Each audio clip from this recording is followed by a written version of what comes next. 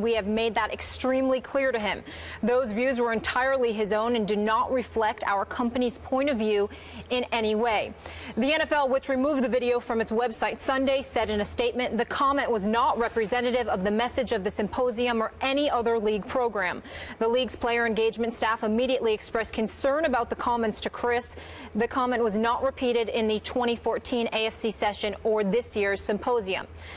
Cris tweeting this apology last night. Seeing that video has made me realize how wrong I was. I was brought there to educate young people, and instead I gave them very bad advice. Every person should take responsibility for his own actions. I'm sorry, and I truly regret what I said that day. Stephen A., what's your reaction to CC's comments? Well, my first reaction was incredible disappointment because upon seeing it for the first time yesterday, meaning seeing the story, hearing what had happened, without even seeing the video, just reading it alone, I picked up the phone and called Cris, and the first words out of my mouth is, "What the hell were you thinking?" I couldn't believe that he had uttered those words at the symposium and that he made the mistake that he made. He was incredibly contrite and acknowledged that, you know what, it was a poor choice of words. It was something that should have never come out of his mouth. He was making a point and he was joking around when he said that part of it, but he understands upon seeing the video how it looked. And then he was just incredibly contrite. And on that level, you know, as a guy that's known him for years and, you know, taking him at his word, being a friend of his, I understand. And you know, I forgive him. I mean, not that this is for me to forgive, because who the hell am I? But I will say to you that he did appear incredibly contrite.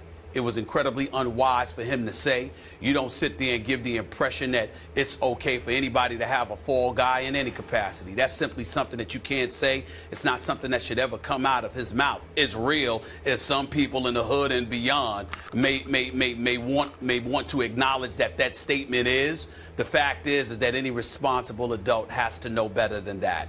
And Cris Carter made a mistake.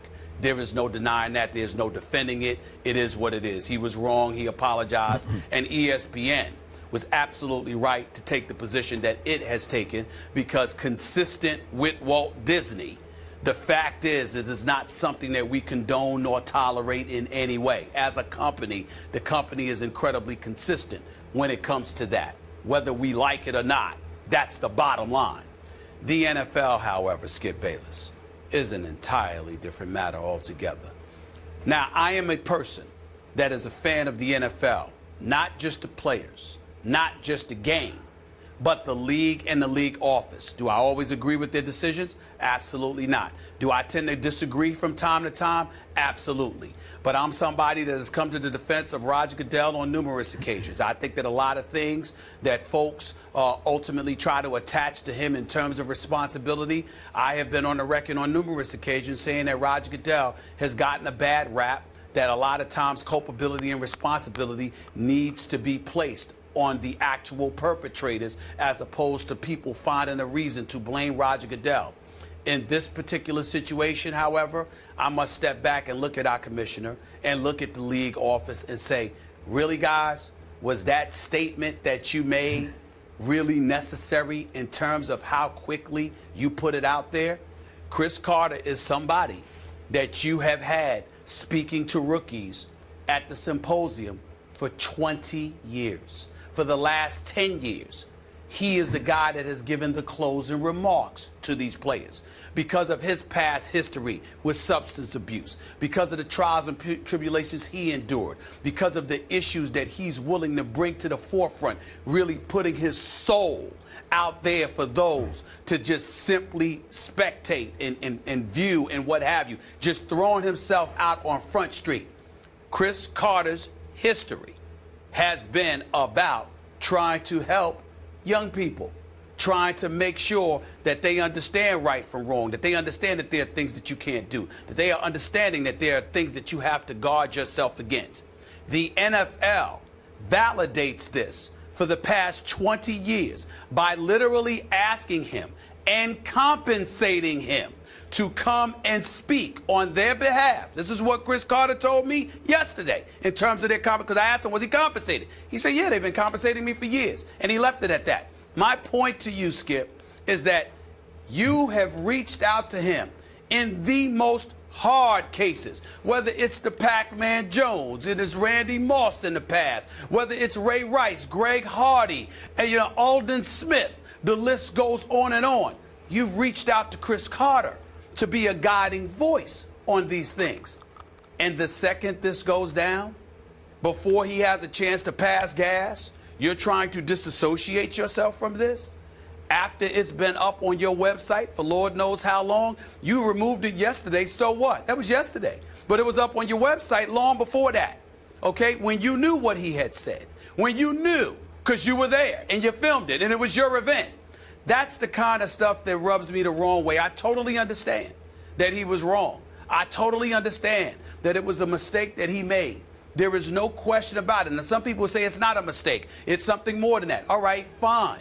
But at the end of the day, when you consider this man's work in the community and how he has reached out to help young people, troubled young people, time and time and time again, spanning 2 decades, to the point where the NFL has reached out to him in that span and compensated him in some way, shape, form, or fashion to do just that, to so quickly just disassociate themselves from him, is incredibly unfortunate. All I'm saying is you can say the man is wrong. You could say that we don't condone that. You can do that, especially if you're ESPN, because it is consistent with who Walt Disney is and what they stand for and what they've represented. One would argue you can't say that about the National Football League. One would argue that Cris Carter has been damn near a paragon of virtue for the National Football League, something that they have validated by reaching to him for assistance. And the second he slips, you wash your hands. Yep. I find that to be incredibly unfortunate. I really do. The problem with everything you're saying is it wasn't the second he slipped that the NFL did this to him. Oh, yeah. They posted this video more than a year ago, and it rode on their website for more than a year. And I want to say, I don't know Cris the way you know Cris, but I know Cris. And I like the heck out of Cris. And that's why this is hard for both of us here. Obviously, he stepped completely over the line after he started out with incredibly powerfully positive remarks, if you watch the video. Then we know Cris, I guess he tried, I'm guessing here, tried to get a little too real, and he completely undercut the right side of his message with the wrong side of the message. But here's my issue. How in the name of Roger Goodell did the NFL post the video immediately after that symposium? To your point, you don't think an NFL rep was there? I'm sure several reps heard his speech to the rookies, right? Yes, they did. Okay. Yes, they did. And somebody had to sign off on posting this on the NFL's website. In no way am I trying to deflect blame off Cris Carter here. We both, absolutely. Okay, we're together on that. Wrong, yes, wrong, we wrong. Are. But also wrong was the National Football League showing once again astonishing insensitivity. This league, once again, on this issue, is so completely out of touch that they posted this video and said, here, really? You did? So now, I was supposed to believe all through the Ray Rice ordeal that the National Football League was not able to acquire the elevator video shot at the hotel of Ray Rice, and we all know what happened. And the NFL claims it saw the video when we all saw the video, when it was released publicly. What? I'm not buying it. I'm still not buying it. But you couldn't acquire that video, but you could post this one on your website, not just on YouTube, on your website, and let it ride for more than a year until yesterday, when thanks to a Chris Borland interview in which he mentioned something about, in the context of he did not like that remark from Cris Carter, that kind of advice, and he's obviously retiring from football after a year, then somebody had the foresight to say, gee, maybe we should go back and check. Oh, he said that? And it's brought to the NFL's attention, we're out. Oh, we distance ourselves from those remarks. Well, you didn't distance yourself from those remarks a year and something ago because they were in June of 2014. Really? It was June of 2014, and they're quick to say that he didn't utter those remarks in you know, the following year, whatever. My point is that means you brought him back again, didn't you? Which means you didn't really have much of a problem with them. So let's take a moment to pause and ask the rhetorical question of why you didn't have a problem with them. Because you understand that overall, his message, not on that particular day pertaining to that particular issue, but for the most part, his messages over years, over decades, has resonated, not just because of his life story, but because of his presentation, his delivery, and his relatability to the individuals you may have coming into the league. Now, if we're going to be real, and this is one of the reasons why I was even hesitant to broach this subject, because, Skip, I got to tell you something. One of the things that I'm getting tired about in this profession is that there's a level of rawness and realness that we can't seem to bring.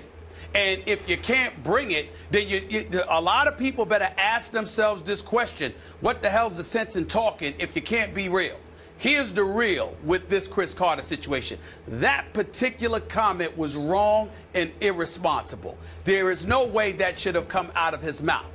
But it is a scintilla compared to the overlying message that he has religiously delivered and presented over decades, to one class after another, to one NFL player after another, to one culture consistently after another. This guy is in a position, and the reason why they asked him to do it is because his experiences and his presentation and delivery gives him a relatability to the incoming individuals that others may not have. And yes, Cris Carter's message didn't necessarily relate to Chris Borland and his experiences. Unfortunately, I'm going to repeat this. Unfortunately, it related to some other dudes. I got it. Coming into the league. And that's what Cris Carter was trying to do. I can't defend him choosing to say that, and he knows that. He knows it's indefensible. Damn well can't do something like that. No question.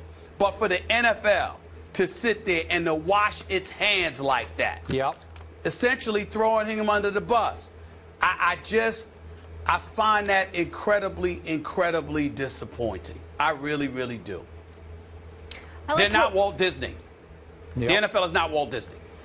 Hopefully the NFL can turn this into a positive and spin it forward. Maybe everybody can find a designated driver in their crew moving forward. That could be the message.